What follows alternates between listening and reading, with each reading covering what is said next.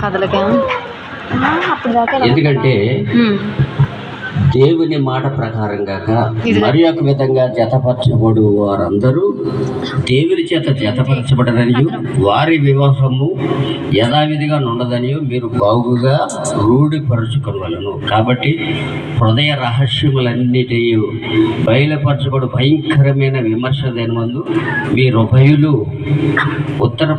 ఉత్తరమియవలను కనుక మీరు యథావిధిగా వివాహం వల్ల జతపరచబడకూడదని మీ ఇద్దరిలో ఎవరికైనా ఆటంకం ఉన్న యెడల దానిని ఇప్పుడు ఒప్పుకొనవలెనని ఆజ్ఞాపించుచున్నాను. ధనుష్ ఏం ఆటంకం లేదు కదా? గట్టిగా మాట్లాడు. లేదు.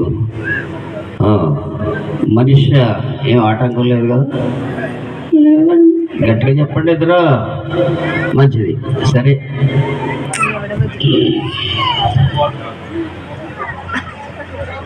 ధనుష్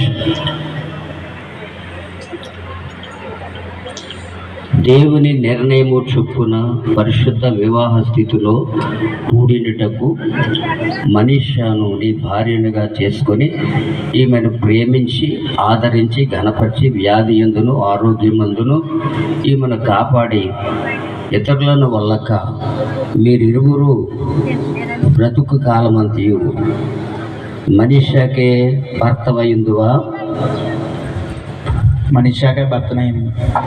స్పీడ్ పెంచాడండి. మంచిది. అలాగే ధనుసు తన సమ్మతి తెలియజేశాడు. చాలా సంతోషం. మరి అలాగే మనిషి అని కూడా అడుగుతున్నాను.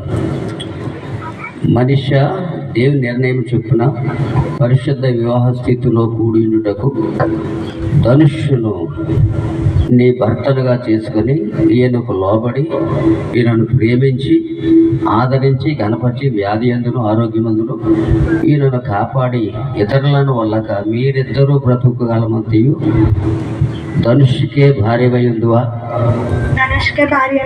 మైక్ కూడా రెడీ చేసుకుందండి అమ్మాయి.